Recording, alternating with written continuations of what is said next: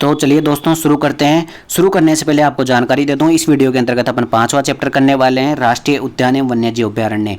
ये चैप्टर अपने कक्षा 10 का है, कक्षा 10 की जो बुक है उसका है। दोस्तों जैसा कि आप सबको पता है कि अपन जो राजस्थान बोर्ड की और एनसीईआरटी की जो किताबें चलती है 6 से 12 तक जो किताबें चलती है, उनके जो लास्ट में चैप्टरों के लास्ट में जो क्वेश्चन होते हैं, चैप्टरों के बीच में जो क्वेश्चन होते हैं, उनको वस्तुनिष्ठ प्रश्न बोला जाता है। और राजस्थान की कोई सी भी एग्जाम हो उसके अंदर अगर राजस्थान जीके के 100 क्वेश्चन आते हैं तो उसमें से 95 प्लस क्वेश्चन अपने राजस्थान बोर्ड की किताबों के वस्तुनिष्ठ प्रश्नों में से आते हैं।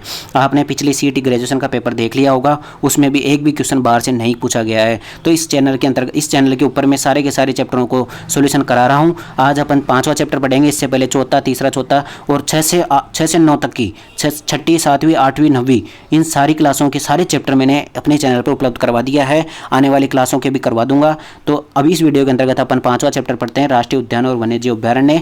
उससे पहले आपको चैनल को सब्सक्राइब कर लेना है। इन जो क्लासेज है इन सब की जो पीडीएफ है वो भी आपको इसी चैनल पर उपलब्ध कराऊंगा। इसकी जानकारी आपको बाद में उपलब्ध करवा दी जाएगी। तो बिना किसी देरी के अब वीडियो स्टार्ट करते हैं। पहला क्वेश्चन है, रणथंभौर राष्ट्रीय उद्यान किस जिले में स्थित है? तो रणथंभौर राष्ट्रीय उद्यान सवाई माधोपुर में स्थित है, ये तो सबको ध्यान है।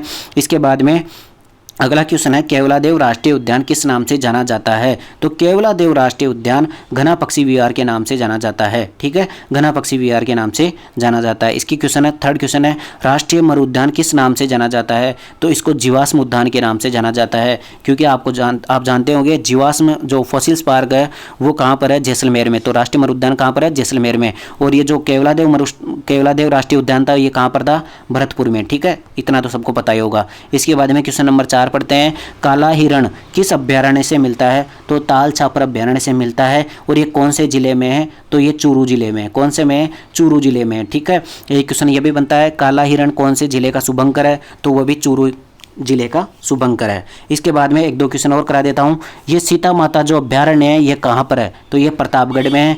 चंबल अभ्यारण्य किसके लिए फेमस है? ये घड़ियाल और मगरमच्छ के लिए फेमस है। तालछापर अभ्यारण्य चूरू में है, काला हिरण के लिए फेमस है। और सज्जनगढ़ अभ्यारण्य कहाँ पर है ये मुझे कमेंट करके आप बताओगे। ठीक है, अगला क्वेश्चन है, क्वेश्चन नंबर 5, घड़ियाल किस अभ्यारण्य से मिलता है? तो अभी बताया था, चंबल अभ्यारण्य से मिलता है। घड़ियाल और मगरमच्छ दोनों चंबल अभ्यारण्य से मिलता है। इसके बाद में अगला क्वेश्चन है, छठा, माचिया सफारी पार्क किस जिले में स्थित है? तो ये जोधपुर जिले में स्थित है। और माचिया सफारी इसलिए भी फेमस है क्योंकि यहाँ पर बायोलॉजिकल पार्क प्रस्तावित है, बायोलॉजिकल पार्क का निर्माण हो रहा है। ठीक है, इसके बाद में क्वेश्चन नंबर 7 क्या कहता है, बंद बारेठा अभ्यारण्य किस जिले में है? ये बहुत बार एग्जाम में पूछा चुका है। बंद बारेठा अभ्यारण्य किस जिले में है? तो ये भरतपुर जिले में। किस जिले में? भरतपुर जिले में। ठीक है, इसके बाद में अगला क्वेश्चन पढ़ते हैं, क्वेश्चन नंबर 8, भालुओं का पहला अभ्यारण्य बनाने की घोषणा 20 जुलाई 2010 को किसके लिए की गई थी? तो सुंदा माता जालोर। सुंदा माता जालोर है, वहां पर भालुओं का पहला अभ्यारण्य खोला गया है, खोला जा चुका है। 2010 में तो इसकी घोषणा हुई थी। इसके बाद में अगला क्वेश्चन है, भारतीय वन्य जीव संरक्षण अधिनियम कब आया था? तो 1972 में आया था। इसके साथ में मुझे ये बताओ कि 1973 में क्या आया था? 1973 में कौन सा आया था? टाइगर रिजर्व परियोजना आई थी, यानी कि बाघ संरक्षण परियोजना 1973 में आई थी। और वन्य जीव संरक्षण अधिनियम 1972 में आया था। इसके बाद में क्वेश्चन नंबर 10, राजस्थान में राष्ट्रीय उद्यान है। तो राजस्थान में राष्ट्रीय उद्यान कितने, नेशनल पार्क कितने हैं? 3 है। वैसे तो 2 और प्रस्तावित हो चुके हैं, टोटल 5 है, लेकिन 3 ही अभी तक पूर्ण रूप से निर्मित है। एक तो केवलादेव राष्ट्रीय उद्यान कहाँ पर है? भरतपुर में। मुकुंदरा हिल्स राष्ट्रीय उद्यान कहाँ पर है? कोटा और चित्तौड़गढ़ में। और रणथंभौर राष्ट्रीय उद्यान कहाँ पर है? रणथंभौर राष्ट्रीय उद्यान कहाँ पर है? सवाई माधोपुर में। इतना तो याद हो गया। इसके बाद में अगला क्वेश्चन आता है, साइबेरियन क्रेन किस उद्यान में पाया जाता है? साइबेरियन जो सारस है वो कहाँ पर पाया जाता है? ये बताओ भाई जल्दी से। तो केवलादेव राष्ट्रीय उद्यान में साइबेरियन सारस पाया जाता है। केवलादेव राष्ट्रीय उद्यान कहाँ पर है? भरतपुर में। अगला क्वेश्चन आता है, उड़न गिलहरी किस अभ्यारण्य में पाई जाती है? तो उड़न गिलहरी सीता माता वन्यजीव अभ्यारण्य में पाई जाती है। और सीता माता वन्यजीव अभ्यारण्य कहाँ पर है? यह है अपने कहाँ पर? प्रतापगढ़ में। और क्वेश्चन और पूछता है कि प्रतापगढ़ का शुभंकर कौन सा है? तो वह कौन सा होगा? उड़न गिलहरी होगा। ठीक है, 2 क्वेश्चन क्लियर हो गए।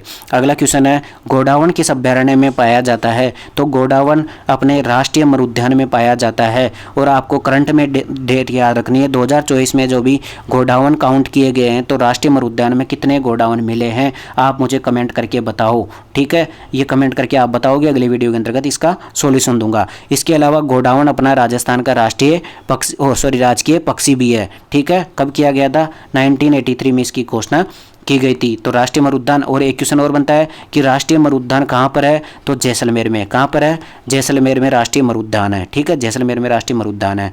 ठीक है, तो इस वीडियो के अंतर्गत इतना ही रखते हैं। अगले वीडियो के अंतर्गत अगला चैप्टर स्टार्ट करेंगे, ताकि चैप्टर मिक्स ना हो, अलग अलग चैप्टरों के अलग अलग वीडियो मिल जाए, और ताकि आप स्किप भी ना करो, पूरा वीडियो देखो, ताकि आपका ही फायदा हो। तो सबसे पहले तो आपको चैनल को सब्सक्राइब कर लेना है। इस वीडियो के अंतर्गत अपन ने 5वां चैप्टर जिक्र किया है, अगले वीडियो के अंतर्गत अपन 6ठा और 7वां चैप्टर करने वाले हैं। ठीक है, तो आपको जैसा कि पता ही है कि राजस्थान बोर्ड और एनसीईआरटी के जो वस्तुनिष्ठ प्रश्न है वो कितने इंपॉर्टेंट है। ठीक है, पिछले सीईटी का ग्रेजुएशन का पेपर हुआ था, उसमें भी कुछ भी बाहर नहीं गया था। अब आगे 10+2 का पेपर होएगा सीईटी का, इसके बाद में फिर पशु परिचर का पेपर होएगा, उसके बाद में पटवार का पेपर होएगा, उसके बाद में आरएस का पेपर होगा। इन सभी में राजस्थान जीके आती है। तो चैनल को सब्सक्राइब कर लो। अब तक वीडियो पूरा देख लिया तो अब तुरंत अपने चैनल पर जाकर के दूसरा वीडियो देख लो, और इससे पहले की वीडियो नहीं देखे तो वो भी देख लो। ठीक है, इतना ही। Thank you.